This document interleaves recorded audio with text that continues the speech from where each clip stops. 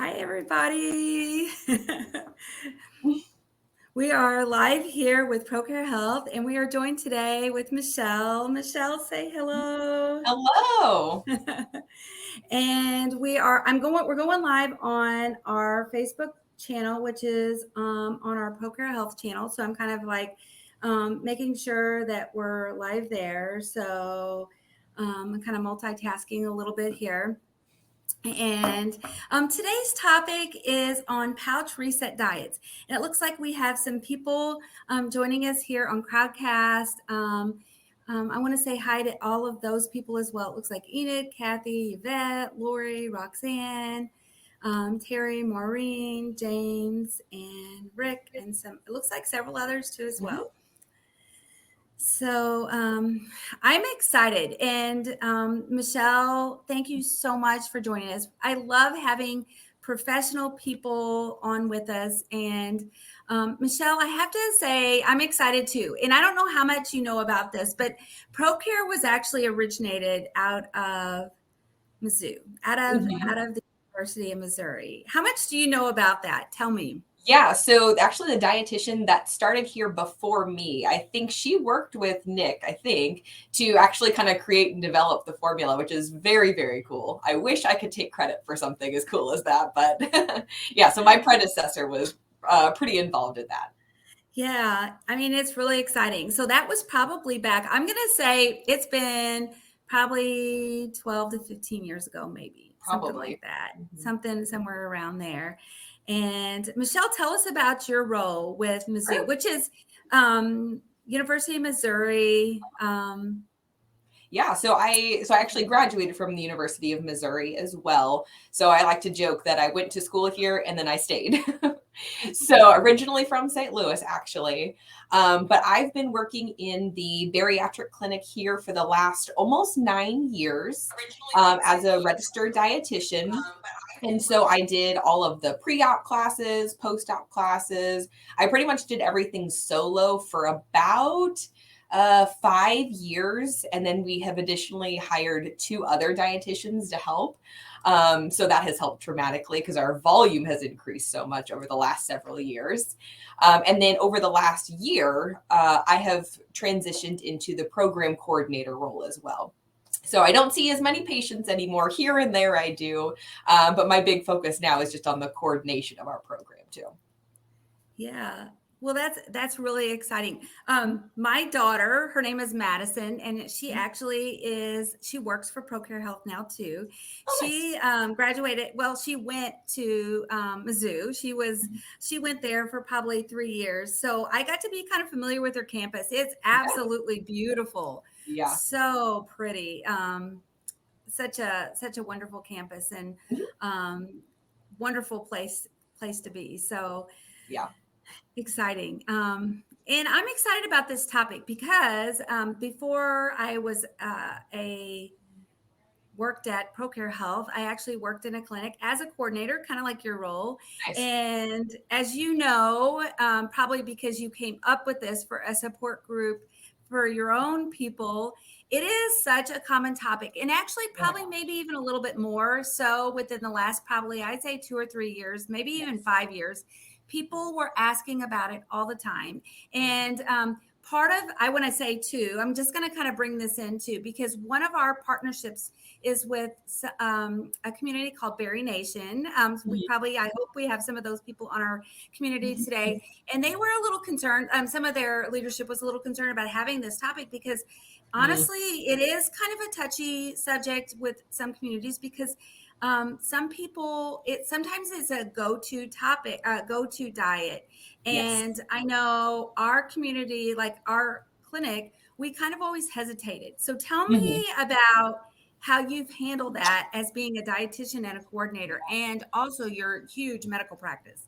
Sure, absolutely. And I mean, like you said, it is such a huge topic. We get questions about pouch reset diets all the time. I mean, you see them everywhere on the internet. You can find them on, obviously Facebook pages and Pinterest. And there's so many different versions of them too. So, part of the tricky part there is also even defining what a pouch reset diet actually even entails. So the first question I always ask our patients is, okay, so if you're planning to do this, what is that going to include? Just so I can get some background information first into what their diet's going to entail. And then also I like to gather the information on how long they plan to follow it too, because, not all diets are meant to last forever, right? The whole goal of bariatric surgery is also for it to be a lifestyle change. So there's just so many factors involved in it that we want to make sure that we're approaching it from all angles.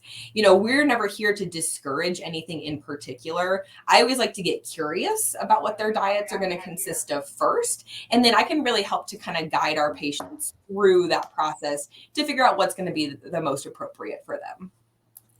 Yeah. Yeah. Thank you. And I was like looking over your outline, and I'm thinking that you covered so many different things with what you're going to be talking about. So I'm really excited to jump in, because you know what, I really feel like there are certain things that can help people with what we call a pouch reset, because like sometimes what we need is to kind of get back on track Absolutely. with what we're doing. Mhm. But then what is considered short term and what's considered long term. Right, definitely. And we do also know that motivation plays a huge role in how likely we are to continue any particular diet or lifestyle change. So if you're instituting or implementing something new and you're not seeing immediate results, well, I get that that's super discouraging. If you're not immediately losing a few pounds, it's hard to keep yourself motivated to continue moving forward. So I certainly, get that aspect as well. 100%. I Yeah. agree. Well, I feel like we should jump right in, because Sure. I know you have a lot to talk about. So let's get started. Yeah, absolutely. So, the first thing I mentioned was, kind of defining what a pouch reset diet actually entails. And of course, like I said, there's so many different versions of it.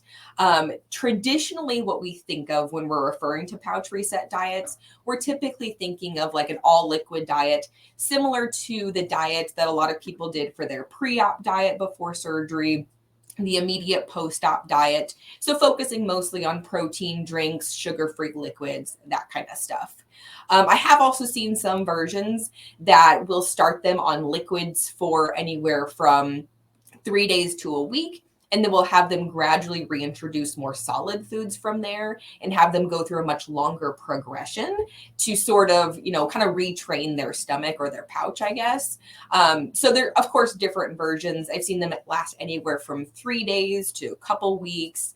I usually don't recommend them lasting a whole lot longer than a couple of weeks, just because, we want the nutrition from actual food, and we want to make sure we're getting the satiety from actual food too. So, a few caveats there, which I think we'll probably get into more detail about here in just a bit. But I did just kind of want to define, when we say pouch reset diet, I'm thinking like an all liquid diet. I assume most people are thinking that as well.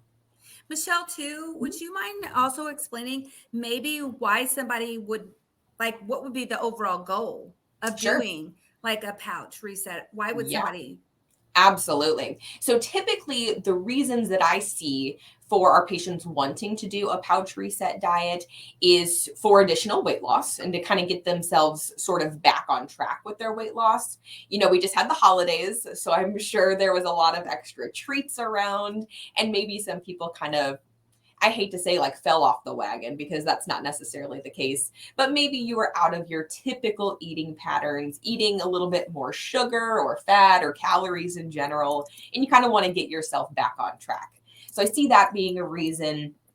Some people also like to use them if they feel like their portion sizes have increased and they feel like they're eating more than what they should be eating, which is kind of subjective, but usually those are the most common reasons for why someone would usually want to do a pouch reset diet to begin with.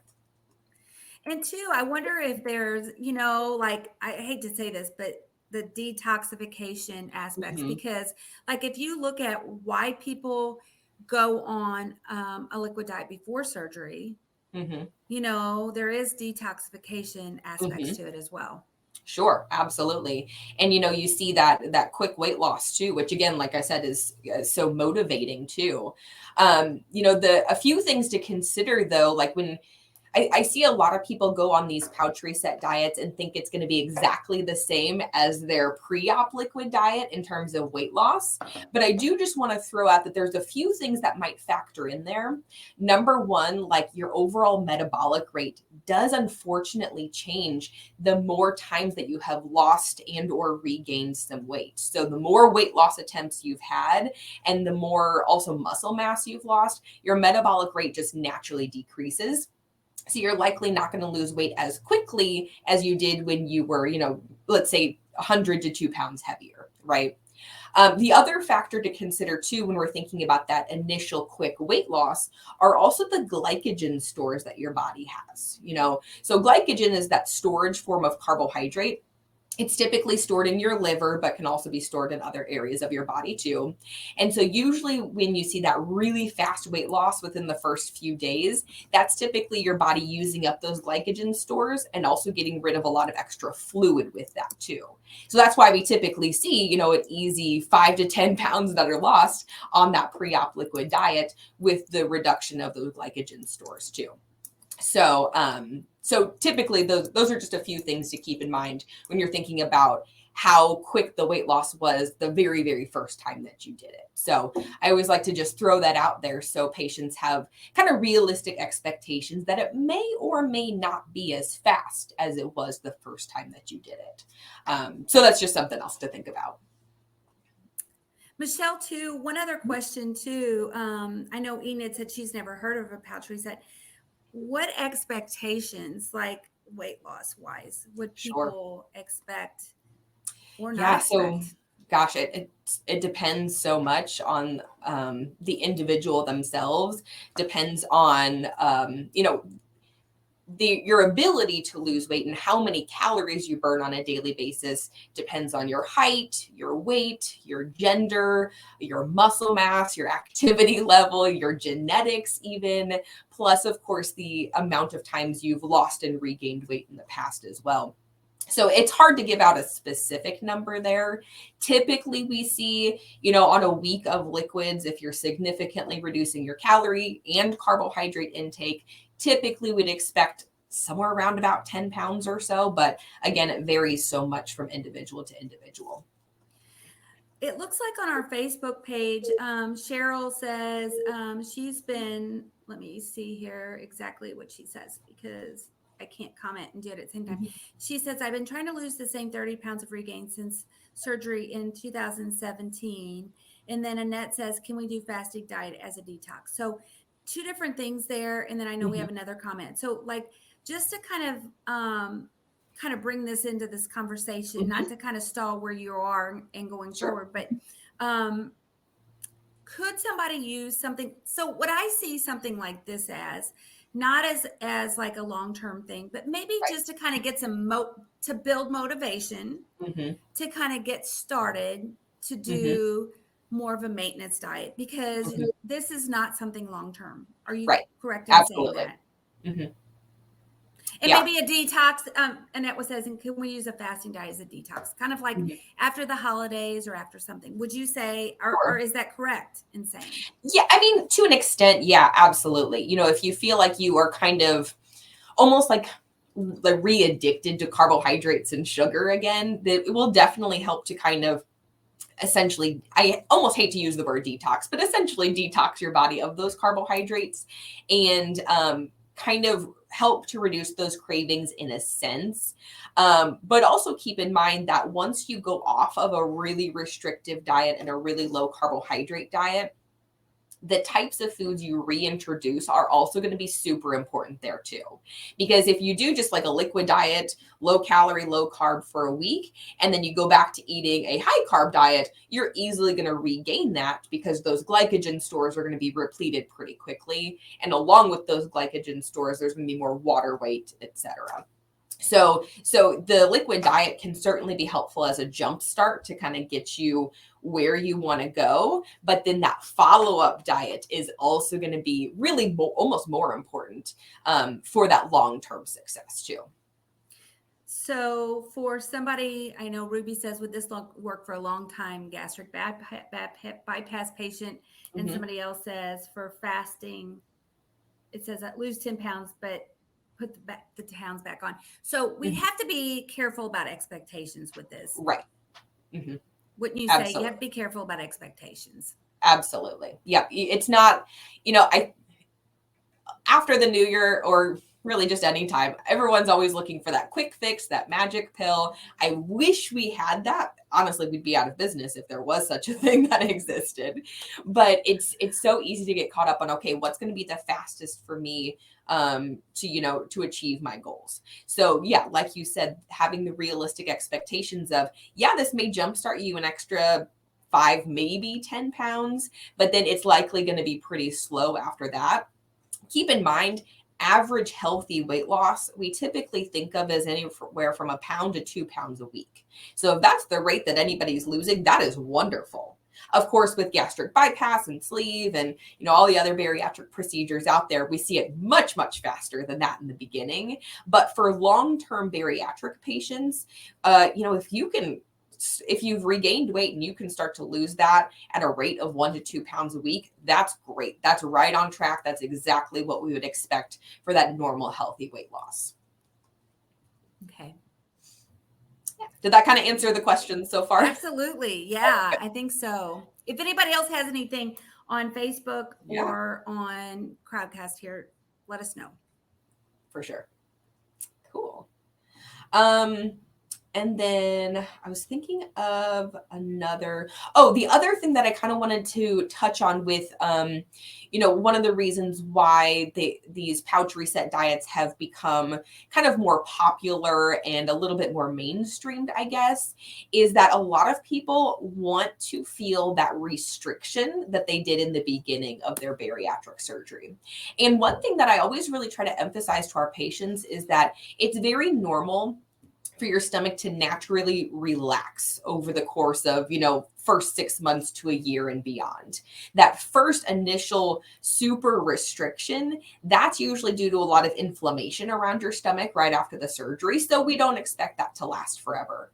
There are some people that still maintain a lot of restriction, but we usually see a lot of people naturally lose restriction over time. So I do want to make sure that that is brought up as being a normal part of the progression after surgery, and we're not always going to have a ton of restriction. So that's another important point to consider as well.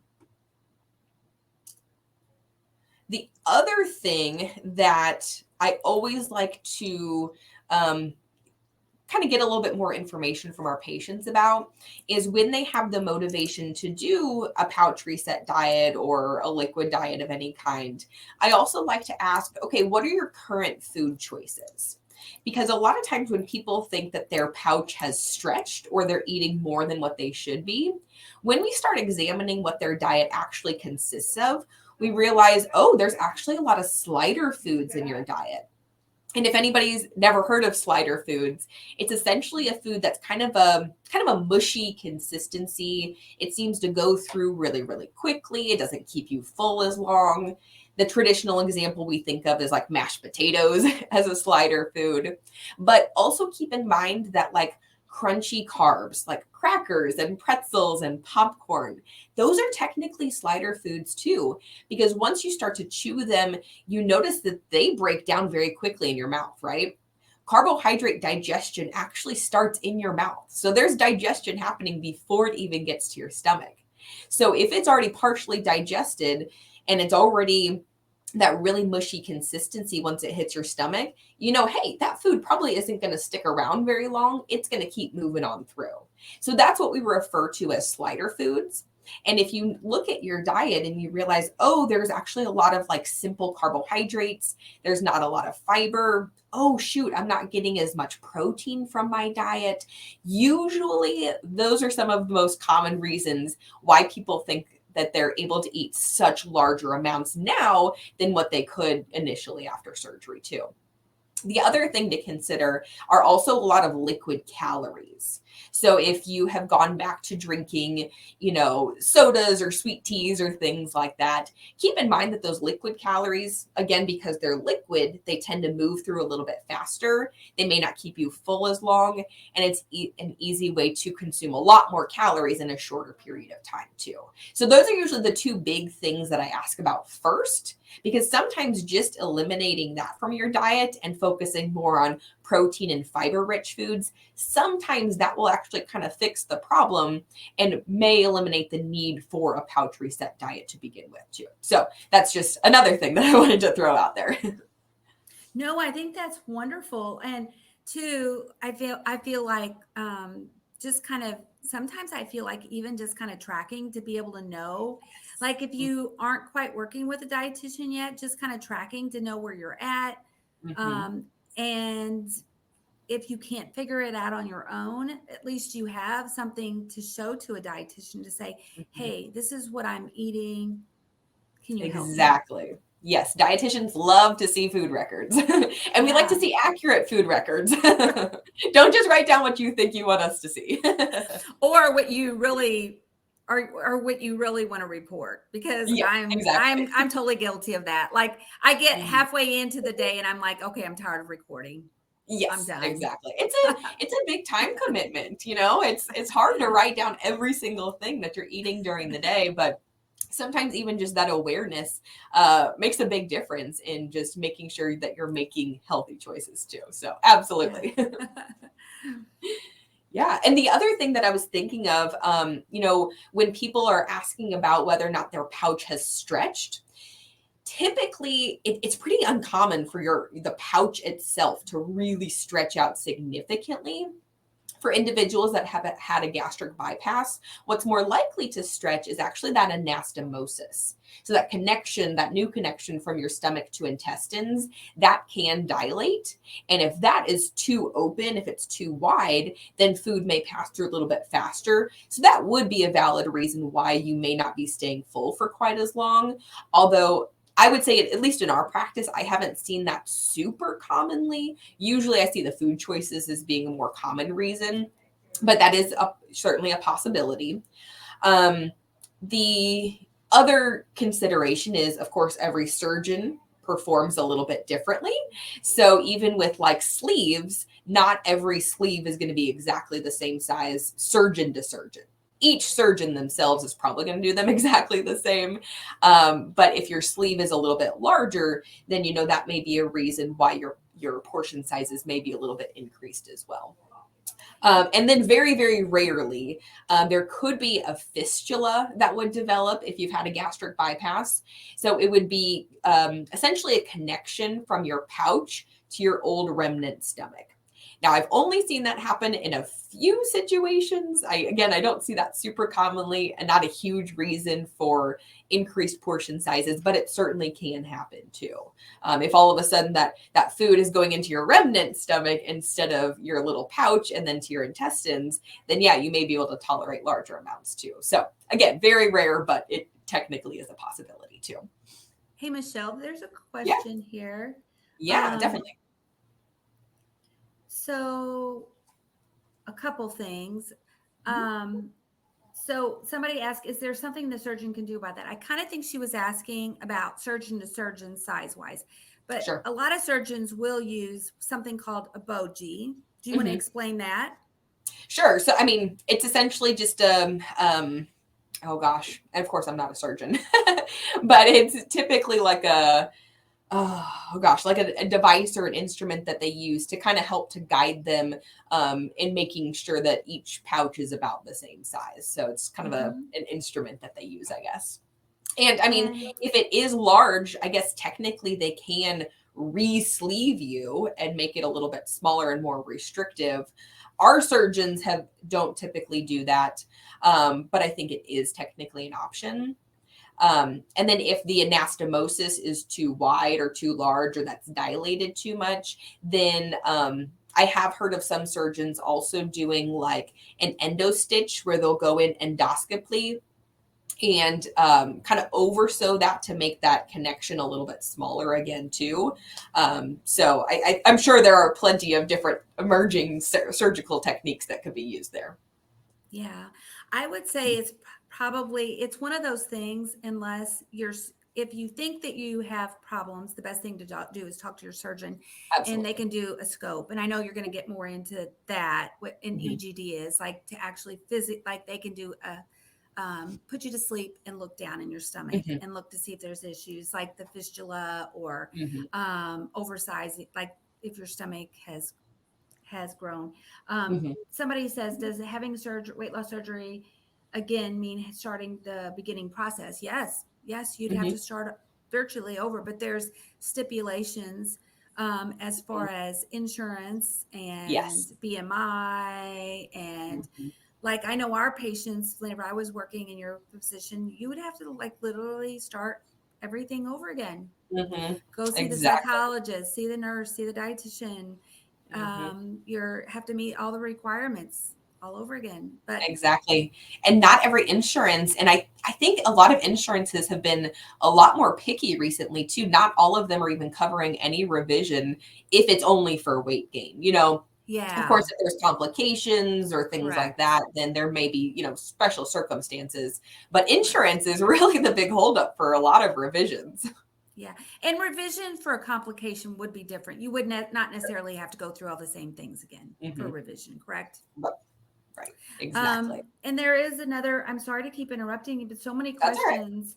Um, there is a question about intermittent fasting, and I don't Mm. know if that maybe, um, and then also food journaling, Mhm. and so those two things. Sure. So, yeah, so I saw some of those questions on intermittent fasting, and we also get a ton of questions on that as well. And I have a few stipulations when it comes to intermittent fasting if you have had bariatric surgery. Overall, I think intermittent fasting can be beneficial. There's a ton of research on it. There's, definitely some benefits that are definitely reported from it. If you are like within the first, let's say 3 months post-op after bariatric surgery, doing intermittent fasting, depending on how long you plan to fast, could be pretty difficult if you're trying to meet just your protein needs. Because we know that there's so much restriction in the beginning that if you're not able to eat enough protein within your window, then intermittent fasting may or may not be the best approach. Now, for somebody that's, let's say, a year plus post op, then I think intermittent fasting could be beneficial. What I usually suggest when it comes to intermittent fasting is to make sure you're starting with at least a 12-hour fast. Because what I often see happening is a lot of people start to get back into the habit where they may be snacking a little bit more in the evenings. And all of a sudden, a majority of their calorie intake is coming in the evenings, let's say after dinner. The mindless snacking in front of the TV. I think we've all been there. We've probably all done it at some point or another.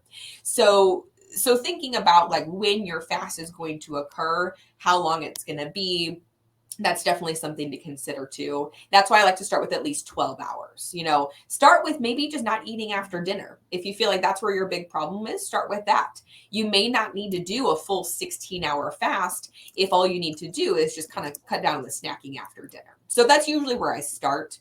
If you want to extend that fast to be more of like a traditional 16 to 8 intermittent fasting, then that's fine. Just my stipulation is make sure you can still get your protein in.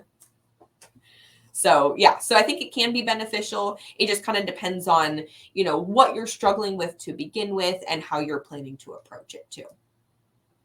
How about food journaling? Yeah, so food journaling, I think it's great, of course. I think some people were asking about like which ones are best. And I have to agree that I think Baritastic is pretty great if you've had bariatric surgery, of course. Just because Baritastic is designed for the bariatric patient. So it gives you reminders to make sure you're getting in your fluids and your protein. I think it's got like meal timers and even bite timers on it. So it kind of helps you to get back to those basics of making sure that you're you're focusing on what the basic requirements are and just at least hitting those basic goals to begin with. So I definitely like Baritastic. A lot of our patients also like MyFitnessPal or Lose It. Those are definitely some pretty popular ones too. But the nice thing about Baritastic is that, if your calorie intake is a little bit lower, which we kind of expect after bariatric surgery, it doesn't tell you that you're like under eating. Like I think MyFitnessPal almost like gives you an alert if you're not eating enough too. So that's the nice thing on Baritastic. I've also had some people that are like, you know what? I just don't I don't have the time to record things during the day. What I'll tell them to do is take a picture of each one of your meals. If you don't finish it, take a picture of however much you didn't eat. And then at the end of your day, you can go back and kind of review. If you want to record in more detail at that point, you certainly can. But if you just want to get a general idea about what you're eating, just take pictures of your meals. And then that serves as a nice reminder for what you did actually eat too. So that's a pretty quick and easy one. For those people that are like, I don't really feel like food journaling, that's usually my kind of in between option there. Yeah, no, that's actually a great idea because I know one of the people from one of the surgical clinics that actually are on this profile, they require all of their patients pre-op to keep a food log for, I forgot how long. I mean, and I was talking to one of their patients this last week and she said she felt so overwhelmed, like she felt like crying. And she said, I can't keep up. And she was tearful. And I said, I understand. I said, they have good intentions. Like the surgery programs have good intentions of doing this. But that's such a great idea because instead of having to do it all day long, if you could just take a picture and like take 10 minutes at the end of the day or whatever and do it. The only thing is if you're tracking for macros, like sometimes that's the one thing I do really, really, really like about Baritastic is if you're one of those people who really like to track your macros, which macros are fat, carbohydrates, and protein. Like if you are one of those people who like to decide how much of those, if you like for example, on Baritastic, I'm going to kind of show you a picture. Like it has a little graph and you can put how much you want of each thing, in there. So unless you're like tracking ongoing, you won't know how many macros you're getting. Right. Exactly. Yeah. And if you're not like looking at a product specifically and you're trying to remember, was that like a half a cup? Was that a cup? Then that can definitely be kind of tricky there, especially if you're trying to track specifically. But for people that are like, you know what? I just need to satisfy this insurance requirement. I know that this is a helpful habit, but this is too overwhelming to get started. Then that could be even a happy medium. Absolutely. Yeah, definitely. Awesome. So kind of to go back to, I think we kind of touched on, if you think that your stomach truly has stretched after bariatric surgery, the really only way to know for sure is for your surgeon to do an upper endoscopy, EGD or EGJ. And that's where they'll take a scope with a camera on it, and they'll insert that through your throat and physically look at the inside of your stomach. And then they can kind of measure the size of it while they're in there and get a better idea of what it looks like, if there's any complications. So that's really going to be the best way to diagnose if anything has truly stretched there too. So I don't know if I mentioned that before, but wanted to throw that in there.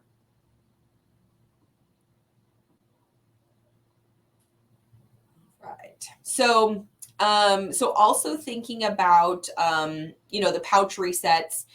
I also like to focus on, again, if you want to do a liquid diet to kind of get yourself back on track, I am all for that. If you feel like it's really going to work for you and you're really motivated to do it, I just like to remind people that it's also, it's not necessarily going to physically shrink the size of your stomach, but it may train your stomach to expect smaller portion sizes. So for the people that are like, yes, pouch reset diets always work for me, they always help me to get back on track. I feel like once I start eating again after that, I do feel more restriction. More than likely what's happening there is your stomach has started, because it's a muscle and it expands and contracts, it has started to expect smaller volumes. So if you start to increase your portion size again, it's going to remind you, oh, hey, that's more than what I'm used to. So that's a lot of times, I think probably how the pouch reset diet kind of got its name, that it kind of trains your stomach to expect the smaller portion sizes again too. But other options and other things to think about while you're doing these pouch resets is also think about the basics. I think I saw a few comments and mentions on that too, but make sure that you're taking enough time with your meals. We've all heard chew your food really thoroughly, spend 20 to 30 minutes eating your meals. Those things do kind of go a long way. It's easy to forget them, especially when we get busy and we're eating while we're doing, 50 other things and multitasking while we're sitting at our desk. I'm certainly a big culprit of that as well. But it's easy to not pay attention and eat too fast and then end up overeating because, we're just not paying attention. The other thing is to make sure that you're also eating consistently spaced meals throughout the day. Because we also know that if we go too long between meals and we get overly hungry, then we want to overeat in response to that excessive hunger. That's just kind of a natural body signal. So making sure that you're eating those regularly spaced meals that are a combination of protein, healthy carbs, ideally fruits and vegetables, and then a little bit of fat in there too, those well-balanced meals, that's going to promote more satiety as well. So thinking about regular meals, well-balanced meals. Also try to avoid liquids with meals. I think there's probably some controversy on that, on whether or not it's super important to follow that forever after surgery. But generally we think of as, any meal that's being mixed with a liquid kind of thins out the consistency, may cause it to move through your stomach a little bit faster. So it may not promote as much satiety. So that's something to think about as well if you're drinking a lot of liquids with meals. I know the guidelines have actually recently changed in the last year or so, where it's not necessarily a requirement to stop drinking a full 30 minutes before your meal, because those liquids should empty out of your stomach pretty quickly once you're, at least 6 months post-op or so. You shouldn't have any issues with liquids sticking around for too long, hopefully. Mm-hmm. So that's one thing that may have changed a little bit there too. And then also watch out for grazing. I see that this is a huge habit that kind of gets people into trouble long-term too, which it's kind of tricky. It's kind of it's one of those situations where a lot of times we're told, okay, make sure you're eating every, 3 hours, make sure you're eating 6 small meals a day. But if we're eating more frequently, like every 2 hours, it kind of gets into grazing at that point. And we're almost not letting our body even have a chance to metabolize the food we're eating before we're eating again. So I usually like to tell everyone, give yourself a minimum of 3 hours between meals, unless you have a medical condition that warrants obviously something otherwise. But try to give yourself at least 3 hours, 3 to 5 hours between meals, so you're getting that natural sensation of satiety back. And I do realize that not everybody after surgery will get that feeling of hunger or even satiety. So that's, of course, different for every person. But you just want to make sure that you're allowing enough time between meals just for your metabolism to function properly too. Hey, Michelle. Yeah, Going back here, you were talking about the eating and drinking thing. And I think you answered this. I know Kathy asked on our Facebook, she said, how far apart should it be spaced? Cheryl responded to her on our Facebook, said 30 minutes. I don't know if you said 30 minutes. I thought that's what you, and I think that's what they usually recommend, but I wanted to make sure. Yeah, I usually say at least 20 to 30 minutes. Like if you're super, super thirsty, I don't want to, make you like get dehydrated in the process there. Before meals, it's not as big of a concern, but after meals, yeah, I usually suggest at least 20 to 30 minutes before drinking. Okay. And let's see, there was couple other things too here. Somebody else said, um,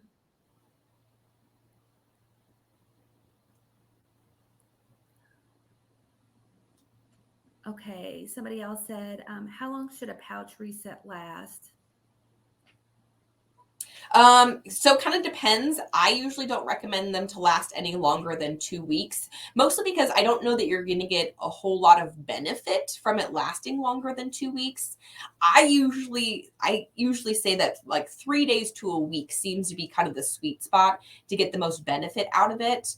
And then once you've done that initial liquid period for that first week, then make sure that you're reintroducing healthy foods, enough protein, enough fiber. And when we're thinking about reintroducing protein after that liquid diet, I do try to emphasize more solid protein. So thinking protein coming from like meat, eggs, and fish, even some from like, even like beans if you're not as concerned about carbohydrates. That solid protein is going to keep you full a lot longer than a liquid protein drink probably will. Yes, those liquid protein drinks are great. They certainly have a time and a place for them. But if you're struggling with hunger, they may not be your best bet for every single meal. So that's why I like to focus on more solid protein, the fiber from your fruits and veggies, and that being kind of the basis of your meal once you've done that pouch reset liquid diet too. Well, and that actually kind of comes into two questions. Mhm. Somebody says, I feel like I'm starving an hour after eat. I don't drink during or right after. So Mhm. one thing that you said that kind of struck me, I think part of it too is so two things. Number one, I think probably protein and fiber, two of the Mhm. things. Would you say that those are two things that people could increase? Yes, And really absolutely. complex carbohydrates, maybe? Exactly. All of those things. The complex carbohydrates will also help to draw a little bit more water to your intestines. So sometimes that feeling of the rush of water and increased fluids, sometimes that can also stimulate more feelings of fullness as well, because you almost physically feel the fullness, like more in like your abdominal area overall, versus just that pressure sensation up around your diaphragm. So it may be more of like a traditional fullness kind of thing, like we experienced before surgery. The other thing I often ask about if you feel like you're hungry an hour after meals is how fast are you eating? Are you eating so fast that you're filling up within 5 minutes? Because it may be that you ate so fast and that you're full on not enough food. So slowing down at meal times and chewing your food more thoroughly and spending closer to 20 minutes on your meal, you might find that that also helps to keep you full longer as well. Okay, awesome. And we got about, I don't even know, I haven't really been watching our outline. I don't know Mhm. how we got about 5 or 10 minutes Sure. of talk time. How are you Mhm. doing with your, Yeah, we're pretty close to being okay, done. okay, Um, perfect. yeah, I think the other thing that I wanted to really highlight is carbonation.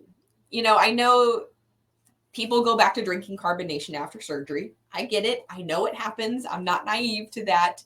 But also keep in mind that the carbonation may also be kind of training your stomach to expect larger volumes too. When those bubbles like pop in your stomach, it kind of stretches it out a little bit. Yeah, it's never going to stretch your pouch out, to the original size of your stomach before surgery, but it may be something else that's kind of retraining your stomach to expect those larger volumes. So if you're thinking that again, oh, I can eat more than what I used to, look at those types of beverages too. It might be something to think about.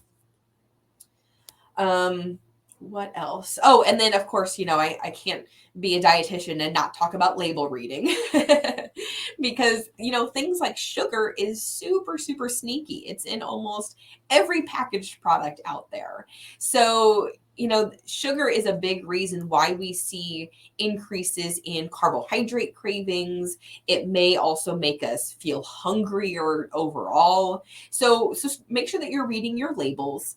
Our typical recommendation, and I know every program is different, but we typically suggest trying to keep added sugar less than 5 grams per serving. And that helps to keep most things pretty low in sugar. But something else that has, kind of been in the research as well is that sometimes for certain people, too many artificial sweeteners may also increase cravings and hunger too, because your body thinks it's still getting sugar. So it's still doing a lot of those normal processes. But when it's not getting that sugar, it's like, oh, wait, hey, wait, I'm still expecting these calories, right? So not everybody has to avoid all artificial sweeteners, and they're not all bad by any means. But if you realize that your diet has a lot of artificial sweeteners in it and you're struggling with a ton of hunger, take a look at it. Maybe do an experiment for a few days and see how you feel without it, and see if that kind of helps your hunger over time. I would give yourself at least a week without it, because it does take time for your body to get used to not having all that sweetness. But it may also be something else to consider too. I see a lot of people after bariatric surgery doing a ton of sugar-free stuff, which is great. But if sugar-free products are taking the place of real food, those foods may not be promoting as much satiety as real food would too. So I always like to throw that out there. Mm-hmm. Yeah. And then what else was I going to touch on? Oh, the other thing to think about when we're thinking about just overall healthy diets, promoting more satiety, is also a little bit of healthy fat. Because fat is actually is going to promote more satiety, more feelings of long-term fullness than more carbohydrates are too. We certainly need the fiber, we need the protein for that immediate satiety, but that fat helps with that long-term satiety and also helping with blood sugar regulation too. So I'm certainly not one to be like, no fat ever again. I do want at least a little bit of healthy fat in your diet. Of course, be mindful about portion sizes, because calories can increase pretty quickly. But that's something else to think about if you are, again, struggling with more hunger too. So yeah, I think those are the kind of the main things. I'm happy to answer any other questions if any other questions have come in. It looks like some comments on both here. Kathy's on Facebook says, I always hurry due to schedules or not being mindful. So it is about slowing down. Yes. And Cheryl says, never 6 years, no soda. So soda, Nice. it really is one of those things. Once you get away from it, it's almost like you really don't miss it. I know it sounds crazy. And she also says, yes, my coffee with cream and Splenda, but now I'm trying 30 days, no coffee. Nice. And love avocados. So that is a healthy way to get some fats in. Absolutely. I know Roxanne says, what would you recommend for doing a pouch reset? And Enid said, this is so awesome. Awesome. Yeah. So for anybody like just tuning in or may have missed like the beginning part, just kind of like a recap on everything, so the traditional pouch reset diets we think of are the liquid diets. So it would consist of anywhere from 3 to 5 protein drinks a day, and then all sugar-free liquids. So it'd be, all liquid diet. And then once you've done that initial like liquid diet period, then we'd have you reintroduce solid protein, more vegetables, some whole fruits, not fruit juices, whole fruit, so you get that fiber, and maybe some healthy, whole grains or complex carbohydrates, and a little bit of healthy fat. So again, that more well-balanced meal. So it kind of looks like your traditional pre-op liquid diet, followed by kind of your diet progression that your surgeon may have recommended for you after surgery. And that's kind of to help to retrain your stomach to expect smaller portion sizes, and help to kind of essentially detox your body from sugar and carbohydrates again. That's kind of the basic overarching idea here, if I summed that up okay. Yeah. I was gonna maybe type it in for them. You said 3 to 5 days of.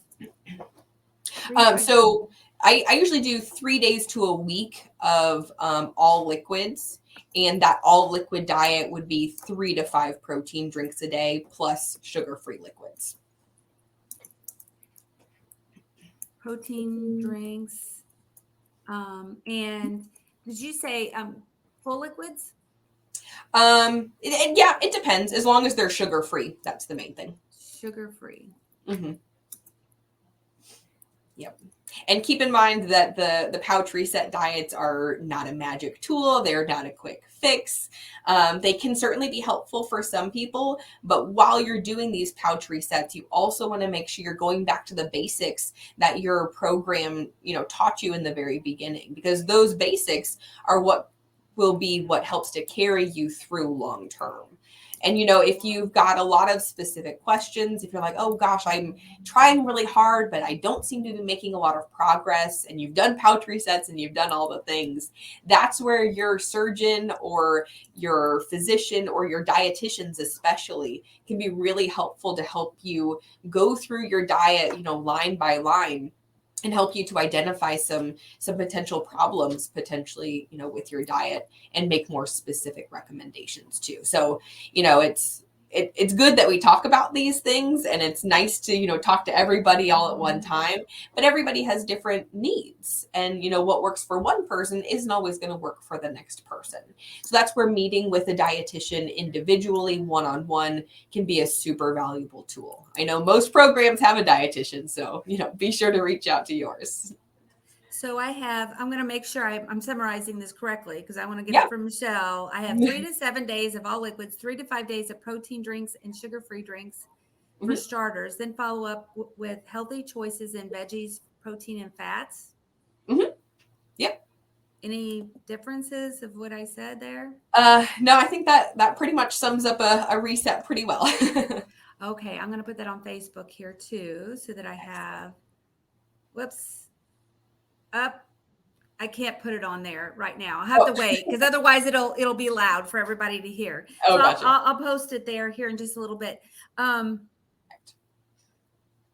trying to think. There was something else I was going to say. Oh, I'm going to screen share here too. What we usually do here at the end, Michelle, is, and we're by no means quite done here, but I'm going to screen share because ProCare is our sponsor. And I know Ina just mentioned she's always so good about helping us with promoting our products. But if anybody is looking for a good quality protein shake, we do have, ProCare Health does have vanilla and chocolate protein shakes. And actually, we just came out with those like probably within the last, I'm going to say year. We have vanilla and chocolate, and we worked with Katie Chapman. Do you know Katie, Michelle, by chance?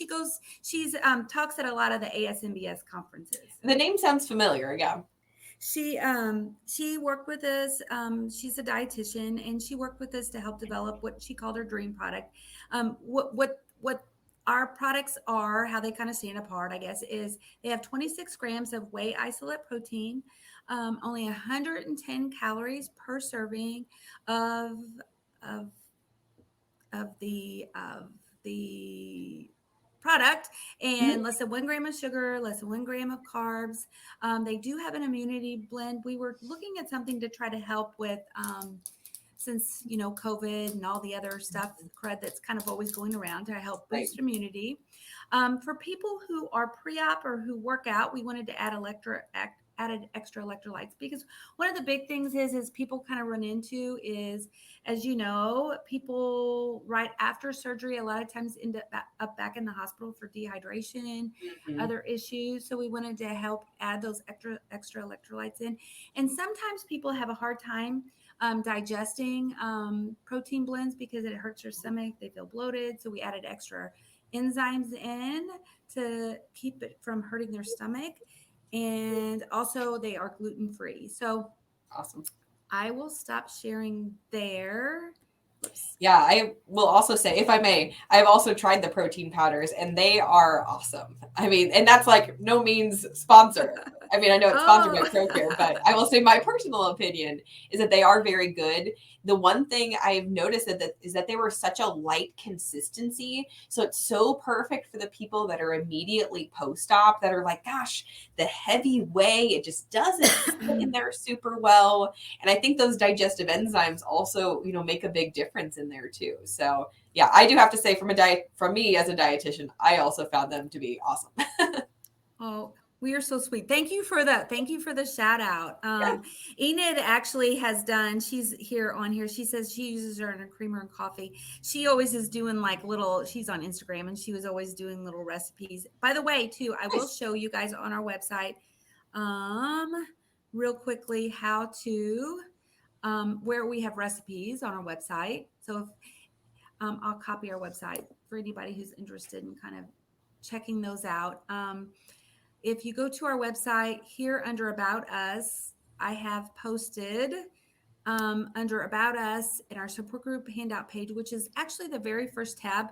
We actually have different recipes there. And if you go to actually our YouTube channel, which is our ProCare YouTube channel, we actually have a whole playlist on videos on recipes, which are sorry about that. Whole bunch of recipes, which are we have a whole recipe thing on protein shakes and all different kinds of things. So we have things there. If you go back to our ProCare Health page here under products, I'm kind of skipping around a little bit.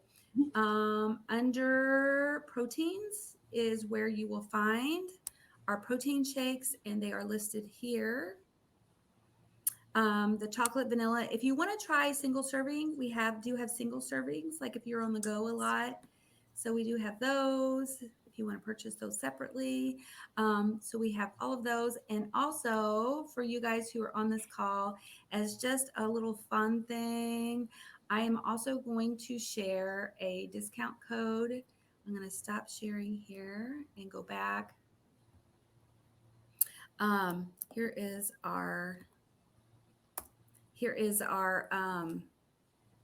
website, and I'm going to share a discount code, which I don't know if I'm supposed to be doing this.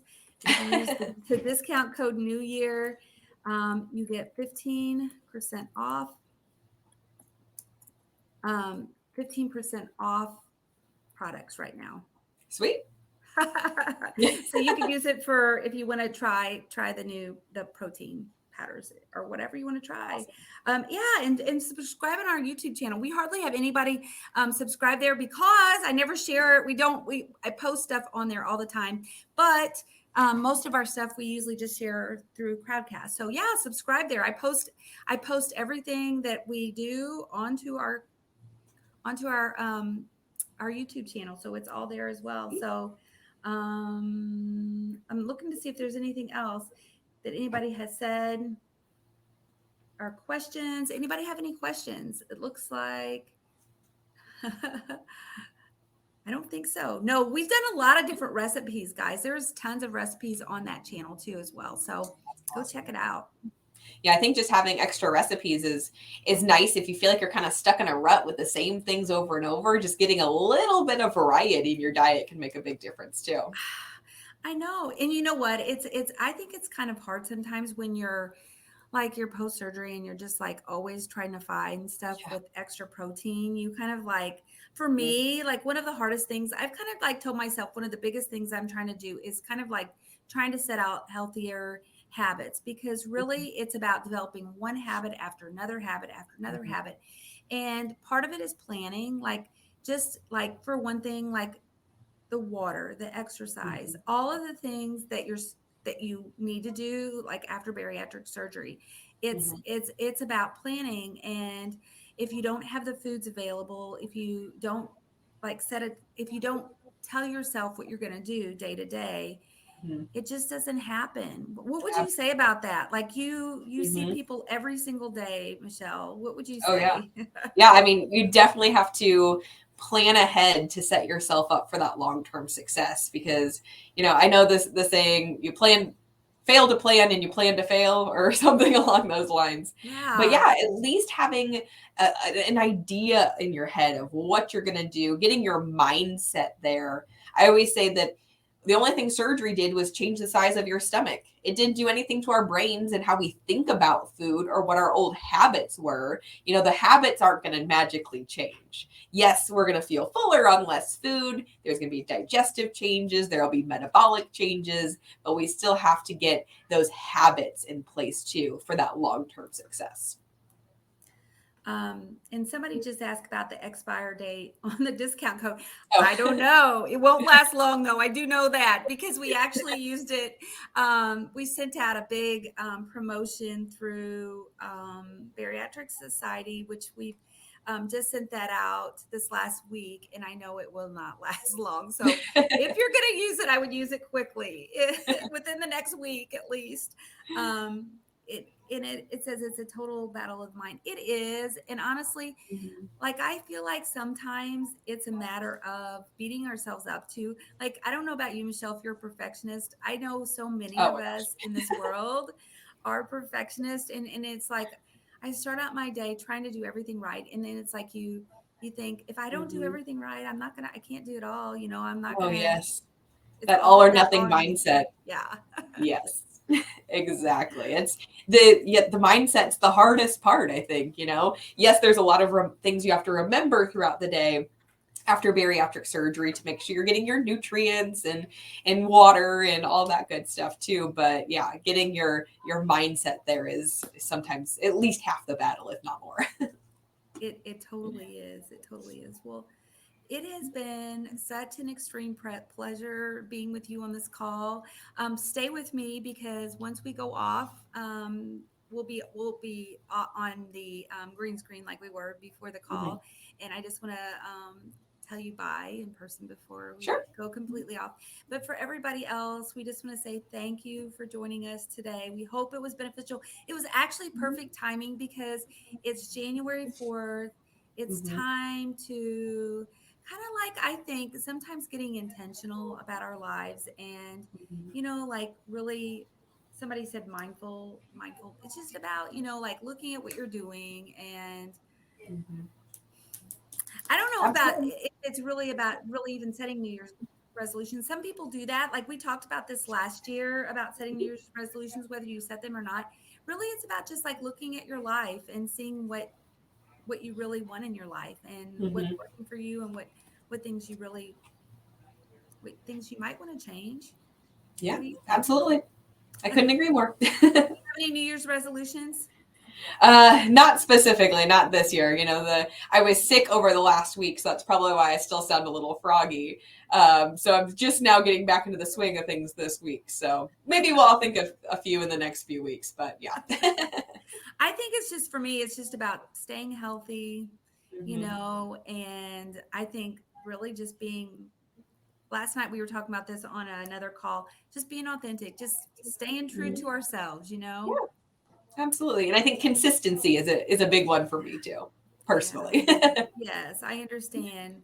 Well, for all of you guys out there, think about what you want this new year to be like. Just happiness, joy, all that good stuff. And everybody's saying thank you on both sides. So we appreciate you, Michelle. And Not a problem. everybody, take care. Have a wonderful start to your new year.